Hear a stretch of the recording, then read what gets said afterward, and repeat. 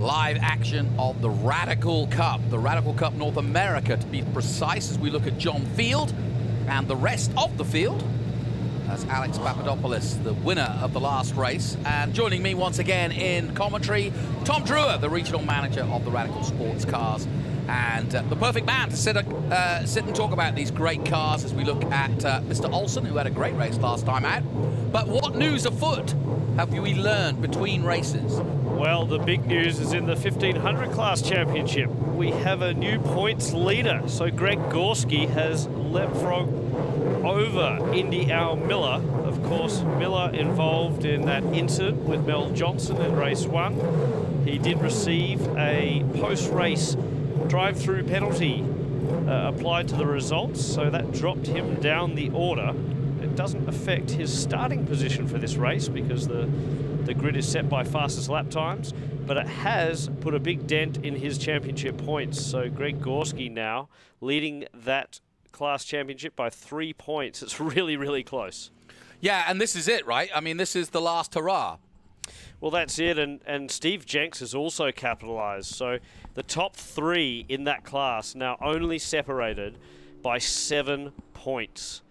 The other thing it's done is into light the outright championship, because I have a feeling still whoever wins that Pro 1500 class will end up winning the outright championship. But Terry Olsen's got his eyes on that one, and actually if we see more of this sort of melee and chaos sort of unfold in the Pro 1500s, Terry Olsen might get lucky enough to take 2 championships away at the end of this weekend. Well, that would be wild, wouldn't it?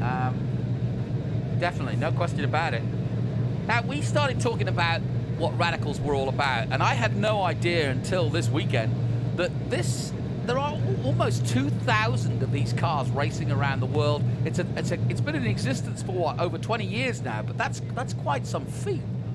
It is, and in fact, there's, from what I can work out, around about 600 or 700 of those, believe it or not, are in North America. Wow. So an amazing amount. Radical is really the preeminent car at country club racetracks around North America. And, you know, a lot of these drivers started their racing careers at those clubs. And in fact, a number of guys from Spring Mountain here this weekend, but also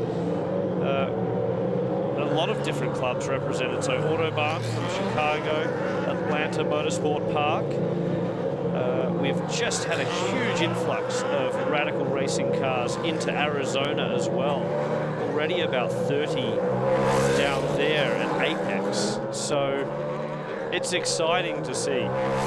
Oh, no doubt about it. And I think the beauty of these cars is that they go very fast. They're lightweight. They've got a powerful Hayabusa engine in most cases, and they're very lightweight, and so the power to weight ratio is such that you really do get a fast car, but for a very good cost-effective price and a good entry point, because they are forgiving. So you do get guys who've never raced before coming into Radical racing and learning their craft, and basically the mantra is that, you know, if you can race a Radical well, then really it's your doorway to racing pretty much anything else. Absolutely, and we've seen that with some of the young kids come through. The likes of Jordan Missing, of course, who won race 1. He really learned his craft in Radicals, applied that this year to Formula Regional, or F3 for our international viewers. And so, absolutely, these cars, because they are a mixture of high downforce, yet they still have a lot of mechanical grip, it really is the perfect sports car, if you will, because from a Radical, you're definitely learning all the right techniques, whether that's to take that into GT3 or GT2-esque machinery. Of course, the other way, all of the upper echelons of prototype racing as well. Now, the cars are made in Peterborough, I think, in England, and are they, is there a road-going version? Well, there is. So we actually don't sell a road-going version here in North America, although I must admit there's quite a few RXCs that seem to have tags on the back of them, which is pretty cool. So that's like the big closed cockpit car that you see Conrad Park in this weekend. There he is on cue through the middle of the screen. And the safety car just starting its second lap. So race director Todd Snyder just choosing to do 2 laps just to make sure everyone's got plenty of temperature in the tyres. He actually he read the riot act to the drivers after what was, let's face it, a dog breakfast in race 1. So hopefully we'll get some good side-by-side formation as they come to the green next time by. Well, Tom, while we've got an extra lap of pace car, why don't we just do some marketing here? Let's say I'm watching here and I fancy either myself or my son or daughter to get into this. How do I go about it? Well, the easiest thing is just to look on our website, radicalsportscars.com, go to the dealer page and find out where your nearest dealer is. We've got 10 across North America, so there's typically one near a big city centre near you, and it's really easy to get involved because these cars are so versatile, whether that's for track days like Chin Motorsports and various clubs that we see going around the country. We mentioned the country clubs, of course, and then NASA SCCA racing as well. So wherever you're starting at and whatever you're affiliated with, however you want to embark on your motorsport career, you can do it in a Radical. And then, of course, once you feel comfortable, step on up and have a go against the best in the country in the Blue Marble Cocktails Radical Cup North America Series. And I mean, if I'm like 15 or 16 and I've done a bit of karting, or, you know, I've shown some bit of interest, I mean, how hard would it be to step up into something like this? Oh, very easy. In fact, I think from a karter's perspective, I mean, this is like a big go-kart, and you can already see here now the field is doing a good job. Look at this; they're forming up early, side by side on the back straight. But yeah, a karter would jump into this like you know, and take to it like duck to water. I mean, these cars are fantastic. They're all analog, so you know, they're a real driver's car, and that's what makes them so fantastic for learning racecraft, learning the skills that you need. Bigger, better things, like we mentioned, John Faub in race 1. So here we go, brilliant stuff. They are lined up in 2x2, better than they were for the previous race for sure. So we've got a much better lined up field for this second Radical race of the day. Delighted to welcome Tom Drew into the booth with me to enjoy this race. And it's the final race of their weekend and of their season as well here at Road Atlanta. The pace car comes off, and now the cars are in control. The front, that is, of this race. And everybody behaving nicely. The green flag waves in front of me. And away they go. Starting to accelerate over the line. And already 3 wide, 4 wide, 5 wide perhaps. So this is fantastic stuff, and you can see guys jockeying for position down in the pack. Conrad Park there on the outside around turn 1. He's got a couple of SR3s. Look at that. Oh, they're getting close there. But Papadopoulos does the business and gets the lead again. There's Olsen in second place. Yeah, Olsen. 37 is Field. Oh, you can see how much Field's pushing on this opening lap. The tyres still aren't up to temperature. And behind them, look at that.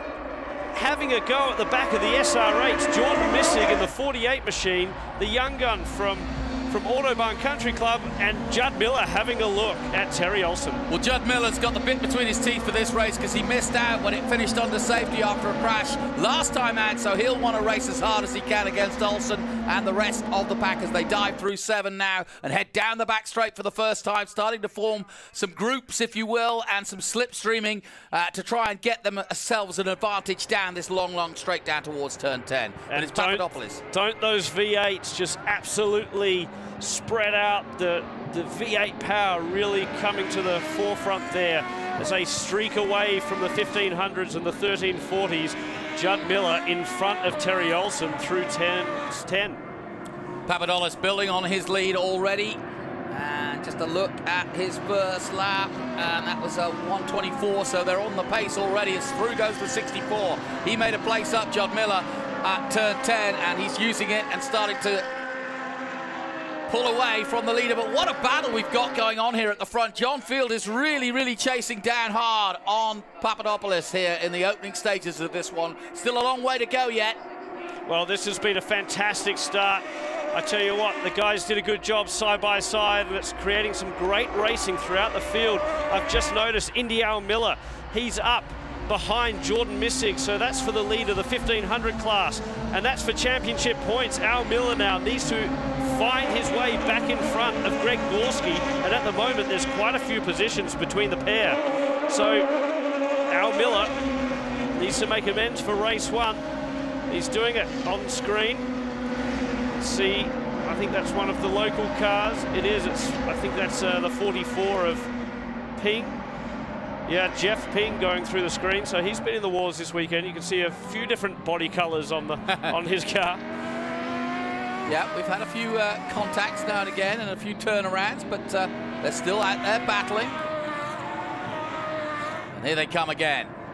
Oh, and that's a change of lead. And John Field goes through. Well, look at it. They're all going through. Well, so Papadopoulos has got a problem for sure.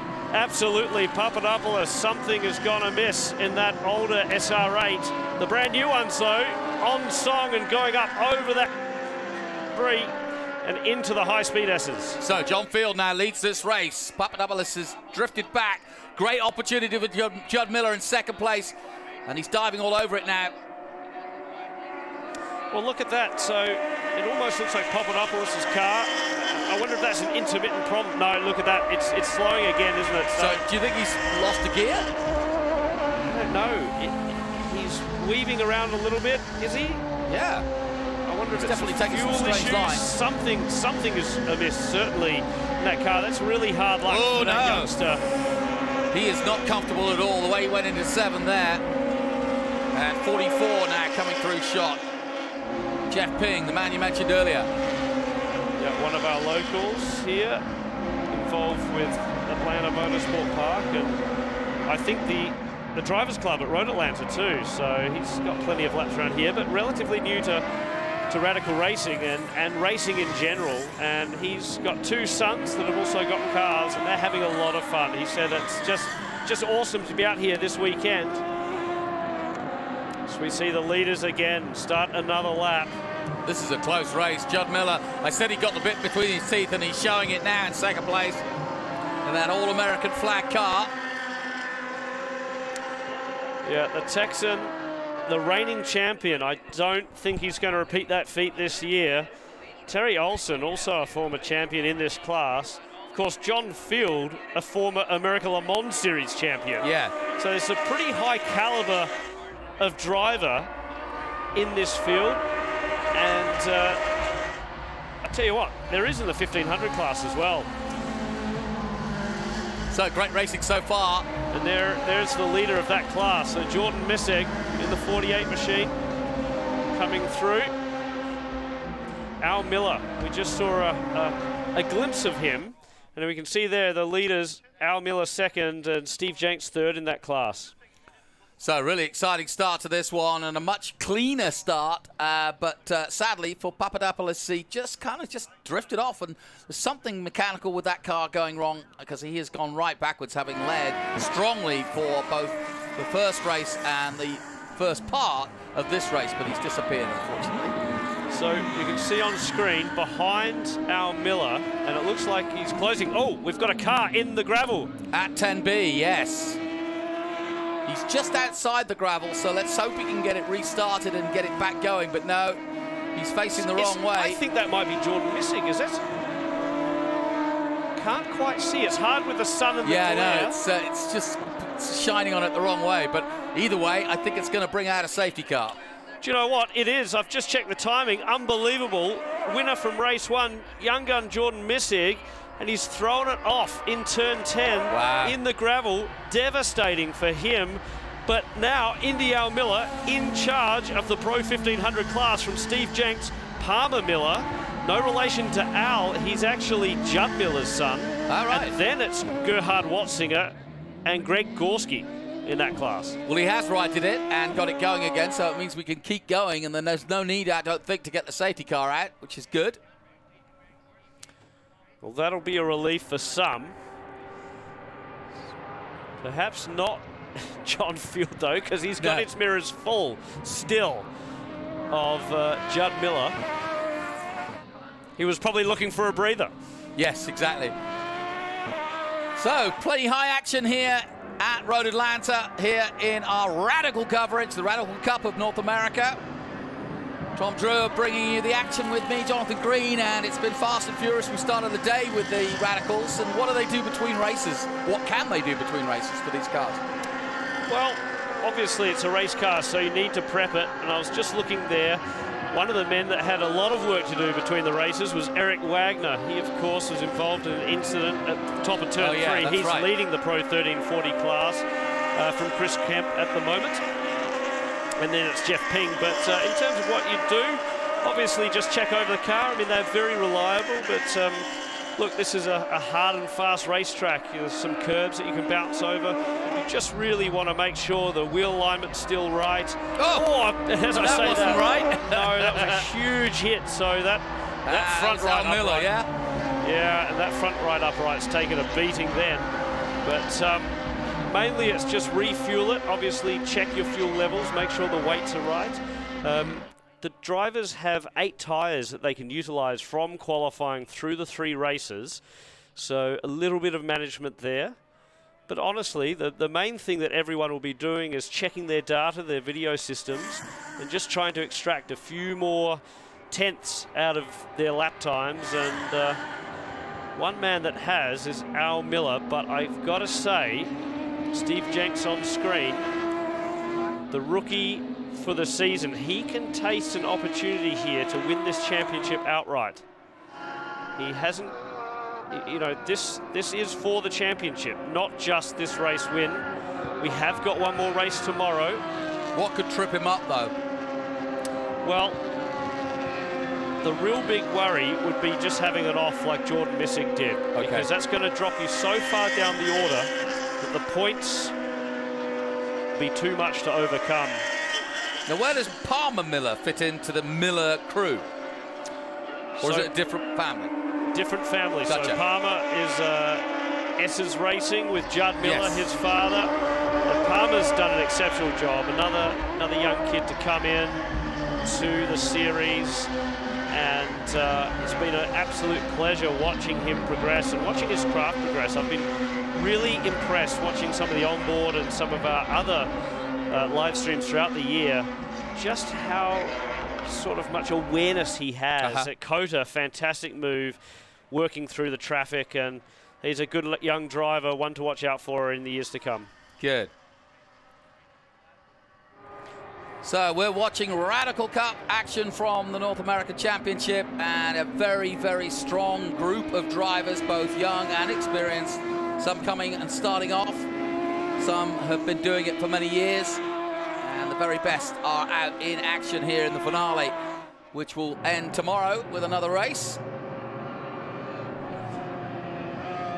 And the big story so far in this one is that race 1 winner this morning, Alex Papadopoulos, is not in contention for the win. He's actually in pit lane at the moment. So they've taken the back off that car and having a look. Yeah, that's his motor race done, but I guess it's no time like the present to have a look at it and try and fix it for the next one. On screen, Gerhard Watzinger in the 320 machine, CrowdStrike Racing. Typically, we see 2 CrowdStrike cars. George Kurtz is another Radical competitor. He was racing in the Spa 24-hour race in a Mercedes. And after that, that sort of hampered his championship. Gerhard has been a strong competitor this year and has really impressed in the last couple of rounds. He did put some new panels on the car in Thursday practice. I find it interesting that these well-established motor racing guys still like to come back and do Radical. Well, it just seems to be a car that you keep forever. Right. And genuinely, I mean, what's amazing about our customer base is that so often we see the same names time after time, and there's literally guys out there that are on their 4th, 5th Radical. So, yeah, the likes of Gerhard Watzinger have been at this and just love it. And we see here a pass. So, try and pick up the cars. Yeah, I can't get the numbers yet, but I'll get to you. It's one of the Team Stradale cars, I think. Yeah, the light is just wrong for us at the moment. We've got the light shining, glaring at us, coming into the commentary booth. Now we see it 97. So the 97, Zach Ping. Yeah. So actually, I lie, it's not a Team Stradale car. I think it may have been at some point in a former life. Yeah, and this is hotting up into a nice little battle here. Jim Booth right there with him. And Jim, one of those customers that's had, I think, every Radical that we've ever built. In fact, he's got a new SR10 on order. SR10, the latest iteration of Radical, and that features an EcoBoost 4-cylinder turbo engine. In fact, the first car is being produced in the factory right now, and a demo car will hit the US shores shortly, as well as... So I think already there's been around about 20 of those sold into North America, and I anticipate that'll make up the bulk of the Masters class next year. At the moment, it's the SR8s that seem to be the car to have in that field.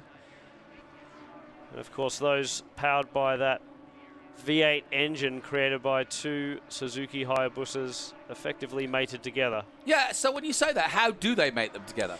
So they take the cylinder blocks and the heads from the motorcycle engine, and Radical has developed its own crankcase and crank. I see. It's a flat plane crank engine. So basically the cylinder heads and as I say, the cylinder blocks themselves straight off the Suzuki power plant. Missick back on track. Yep. Working his way back up through, trying to make amends for that mistake early on. And there we have it, John Field, overall leader, starting to catch the back markers. Yeah, now he's got a 4.3 second lead now over second place Judd Miller, and we'll now see if he can be effective through the traffic, because this is where Judd's got the best opportunity. There's still plenty of time left in this race, and if he can make up some time now and these back markers do slow him down, especially through this section here where you really can't overtake very easily. No, you can't, and Field should be... Well, that was good. Yeah, Field should do this pretty easy given his American Le Mans experience and dealing with different powered and different speed cars. But another warning, if you like, given by race director Todd Snyder after race one was just to remind those faster cars that everyone's got the same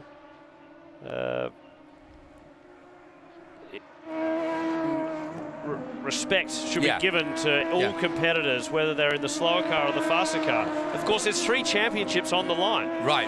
So the 1340 guys, whilst they typically at the back of the pack, they're racing for their own championship. Of course they are, yeah. Chris Kemp is trying to take home a big trophy tomorrow at our awards banquet. And I just saw them. They're absolutely massive. We've done a great job of sourcing those. So some great hardware, and we actually have Italian Libe trophies that are flowing in for every round. The drivers have actually always got their eye on the Race 2 trophies because they feature the track shape, so they're a little bit more unique. Yes, definitely. So John Field powering his way. Very smooth driver, I must admit. Gives them the signal. Yeah, Chris Kemp just saying to Jordan Missick, hey mate, I see you. I'll let you by. Now, what do you think? What's Judd's chances of catching him? Well, I think this all depends on traffic, doesn't it? There's going to be a bit of a to and fro go on. You know, there's going to be times when really Field can dispatch those cars quickly on the straightaway, but if he catches one in a corner, he might have to give up a corner or two, and that's going to be the opportunity for Judd Miller to close the gap and perhaps have a go. So we're getting into an interesting phase in this race now with 10 minutes to go. The field starting to mix now with the slower cars or the different groups of cars. Like you said, 3 classes involved. and different engines involved in terms of CC.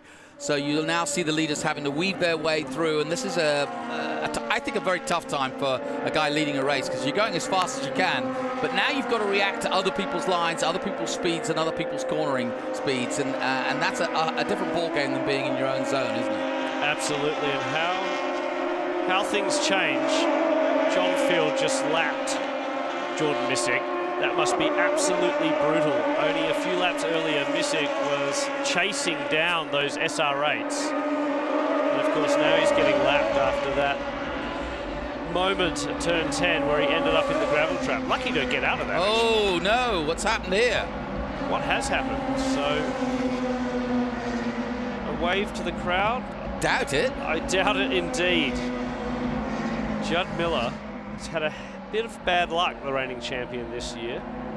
Although, is there dust at the exit of turn dust 7? at the exit of 7, but I still think there must be something wrong with Judd Miller's car for him to be waving out of the cockpit as virulently as he was. So we'll see where this story goes, because that was a strange maneuver with 19 minutes to go. There's certainly no waving to the crowd. He does have a lot of family members here. Yeah, I know maybe. That. Maybe he's confident enough to wave to the family. I think I can see the safety car looks like it's standing up. It hasn't quite released from the end of pit lane, but I think we've had an incident at the exit of 7. And that might be why he was signaling, because he knows the cameras, yeah, they've all slowed down. So, yeah, and the safety car is out. So maybe he was just trying to warn, because he knows there's cameras on the track. So Ryan Bjerke on screen, car 12, and one of the older generation SR3s following around. And there's full course caution. We haven't had a picture of the scene yet. That's down through the S's, isn't it? So we are under caution here in our Radical Cup North America race, the second one of the day, and more action to follow tomorrow. At the moment, in the 1500 class, because I know a lot of people are interested in that one, it's Indy Miller from Steve Jenks, Palmer Miller, and actually no, Steve Jenks is falling down through the order. So I think we've found the problem. The car that's come a cropper. This is out towards turn 6. Oh no, this is the main straight these guys are on. Al Miller, Palmer Miller, no relation, as we mentioned. Yeah. Gerhard Watzinger back in a podium position. And then Greg Gorski, Mel Johnson, Ryan Bjerke. Yeah, and Steve Jenks has gone right down through the order. So what has happened with Mr. Jenks? Group A, Radical New York. My guess is he's out before 6, which would make more sense as to why Judd Miller was waving out of the cockpit at that point. Absolutely. On the road course, because he saw it and wanted to... aha. So this is actually back in the This is further back, yeah. So maybe that dust was just a coincidence then. Yeah. Of course, Jenks was chasing Al Miller extremely hard. Can't quite see where that car's ended up. No, but we're getting a good view from the drone as to why the safety trucks are there. So I think he's just gone straight on and maybe hit the barrier. But either way.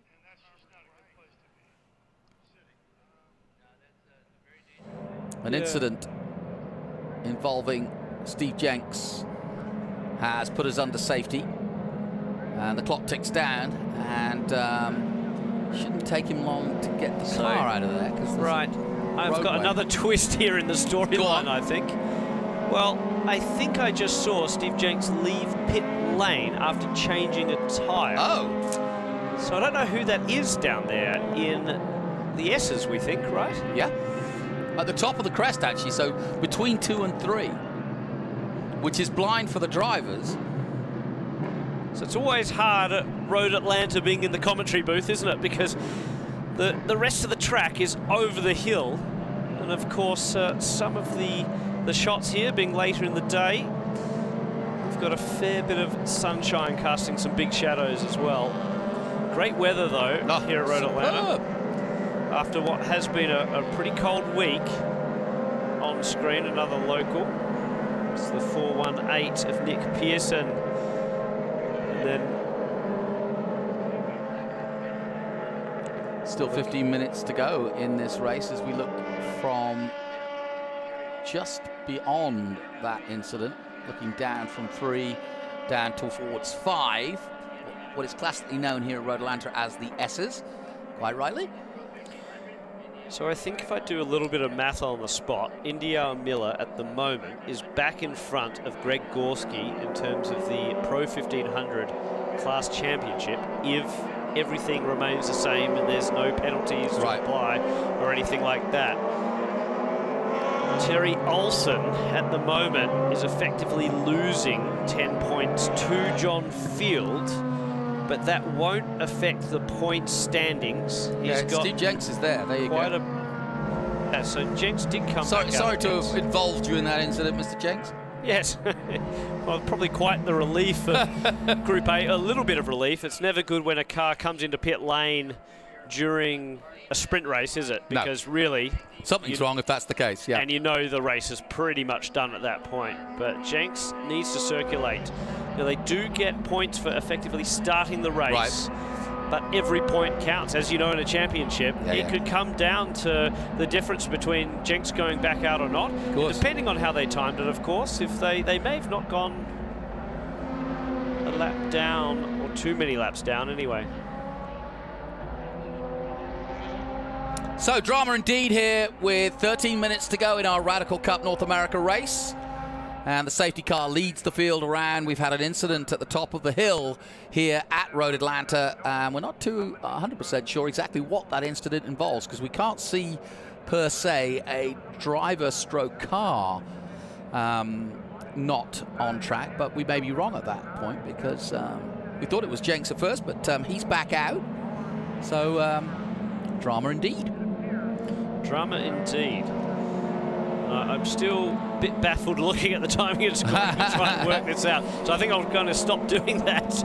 Yeah, all will be revealed. And it doesn't, I don't mean to be funny, but it doesn't matter in that respect. We know that they wouldn't have just done it for the sake of it. And obviously it was serious enough for Judd Miller to wave his hands quite literally at the marshals coming into 6 to warn them that something was a foul, because it looked as for us at one point that he was waving to the crowd, but of course that wouldn't be the case.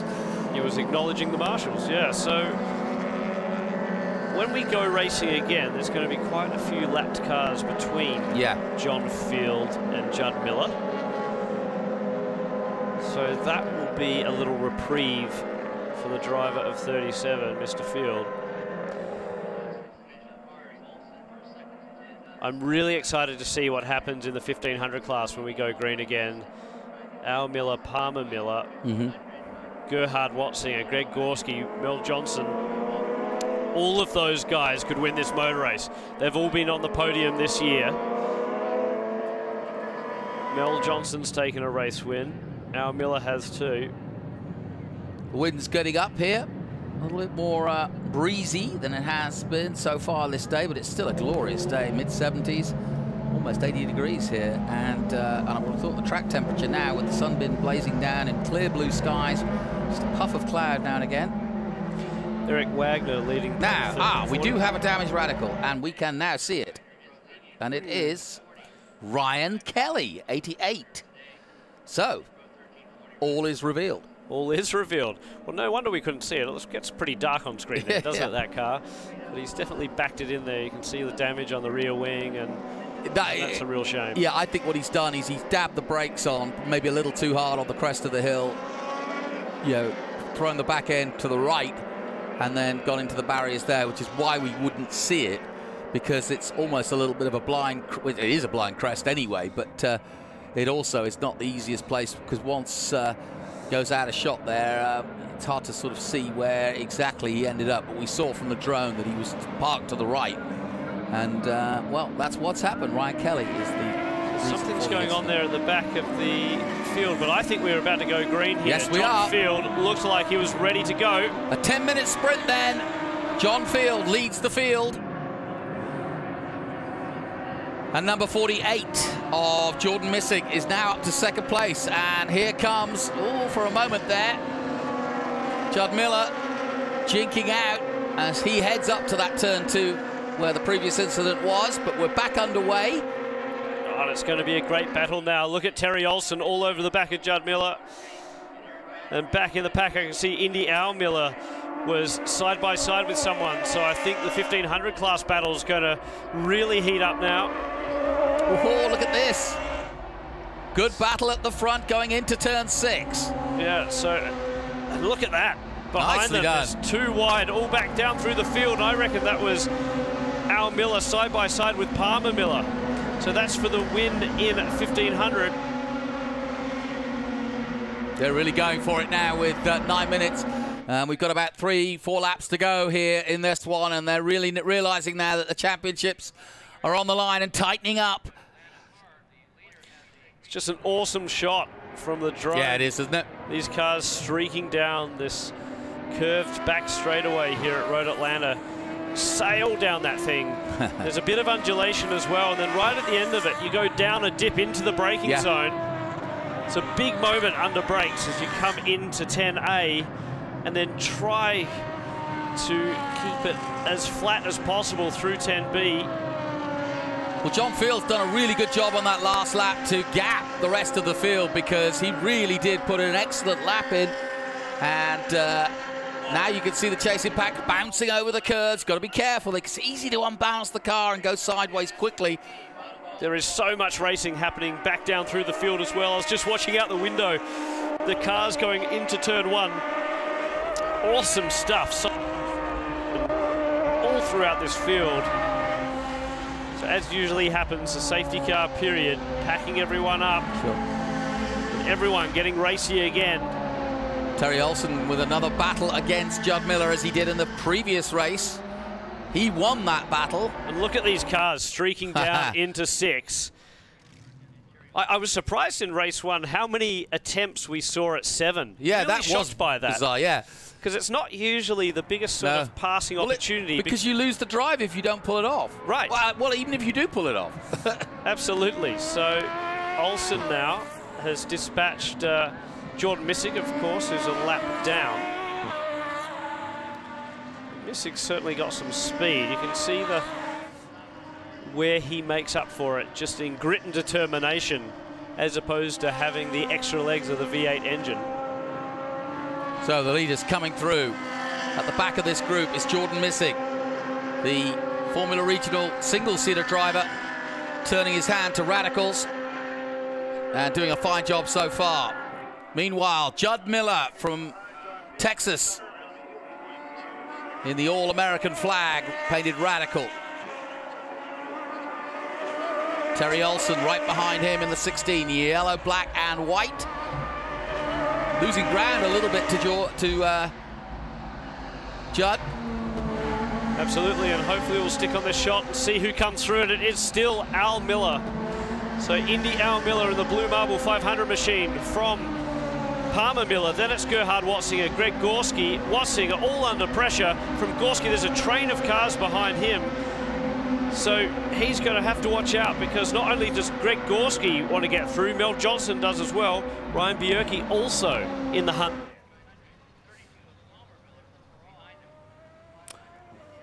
So in the 1500s, it's Indy Al Miller leading the way at the moment. Mel Johnson all the way down. He had a problem in the first race, but he's very much in this one. Zach Ping still in the top 10, just ahead of Nick Pearson.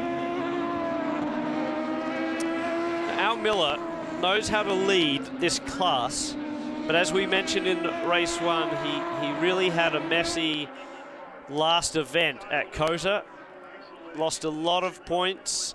Just a bit unlucky, but unfortunately he just seemed to be at the scene of every accident. Yeah. So he's just got to keep it calm. The moment, what he's got to think about, I'm sure One Motorsports on the radio will be telling him, his next competitor in the points is Greg Gorski. Okay. And Jenks had that issue with the tyre, so he's kind of out of the picture. So really all he needs to do is stay in his current position.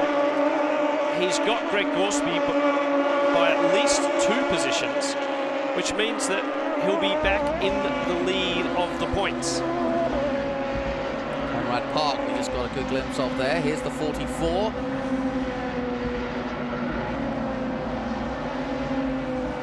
Jeff Ping going through shot. And then it was Jim Booth. Oh, a bit of a flame belching out the back. Nice.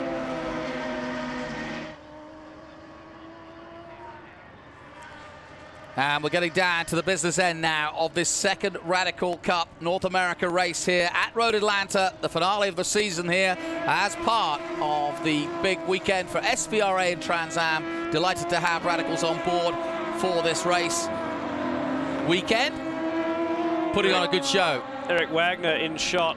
He should be leading 1340s if I'm not mistaken. And I tell you what, Turn 3 Motorsports, absolute class act outfit, because they had a lot of work to do to that car 20. They got Eric back out. Eric had luckily got the fastest lap of race 1, which meant he was on the pole for that class. And after coming unstuck in race 1.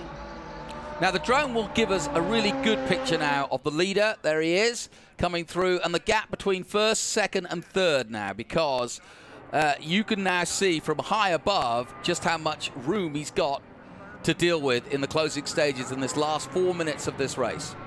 And there are the top 3 coming through. Yeah, and you've got to think this is just going to maintain this order, isn't it?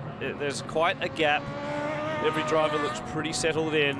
The white flag is out, indicating last lap. So John Field only has one more tour of this stunning racetrack. And I get the feeling, bar a mistake, this is how they're going to stay. Absolutely. Jordan Missig a lap behind. Interesting to see his lap times, because he's quick and he'll be trying to get back up the pointy end of the field or the grid for the final race of the season tomorrow morning. Of course, in that one we have a pit stop, a mandatory pit stop, so that'll be interesting. Yes. So how do they do that? What do they do in that pit stop? They don't do anything physically, it's right? It's a competition pit stop. They can adjust things, they can check over the car and what have you, but there's nothing required. They just have to get the time right. They've got a delta to target in terms of from pit in. And I think that is going to be interesting, because if you haven't noticed, the pit lane speed limit doesn't start in its usual IMSA spot. It's right under the bridge here, which means you're going to be coming down that hill, facing that wall into pit lane and doing the right-hander. It's going to be pretty epic, I think, some of these guys coming in for that pit stop. As over the hill for the final time, John Field. John Field will take the checkered flag. Congratulations. Congratulations then to John Field, yes, and to our top 3. Very good indeed. A really good race from John Field. He took the lead when Papadopoulos basically succumbed to whatever problem he had, and then it was downhill from there on in. But John Field gapped the field at the beginning of the restart, and then from there on in they were just chasing his tail. And Indy Al Miller pumping his fist. He knows what that one means. Yeah. That's back in the lead of the points for the 1500 class championship. So Al Miller taking the win there from, I just want to get this right because it was Palmer Miller in the end, then Gerhard Watzinger. So another podium for Watzinger. Congratulations to him. Greg Gorski finishing 4th in that class, just outside that podium position and collecting a bit of silverware. And we're waiting for the winner of 1340. But it's Eric Wagner who will take the class win in 1340 from Chris Kemp, Jeff Ping. Well, a much better start. Yes. And dare I say, a much better motor race. That was a great one. In some ways, yes. There was a lot of excitement in the first race, but this one was a more standard race, but some strange incidents. One that we weren't so sure of, with Kelly going out and causing quite a delay in terms of the actual race itself. Papadopoulos going out early, and then John Field really dominating the latter part of this race, and done in good style here. Classic Radical racing. And we confirm that John Field is your winner by 1.9 seconds over Judd Miller. Terry Olsen in the yellow and black and white takes third. And Andy Alminer, as you say, wins there in the Pro 1 class in fourth overall, ahead of Palmer Miller, Gerhard Watzinger in sixth, Greg Gorski in seventh, Steve Jenks eighth, and Ryan Berjerki in ninth position. Conrad Park in 10th. My thanks to Tom Drewer for taking us through the Radical Cup Feature Race 2. They'll be back in action tomorrow morning. Do you know what time? We're early, so we're hopefully rolling out at about 7:55 a.m. All right.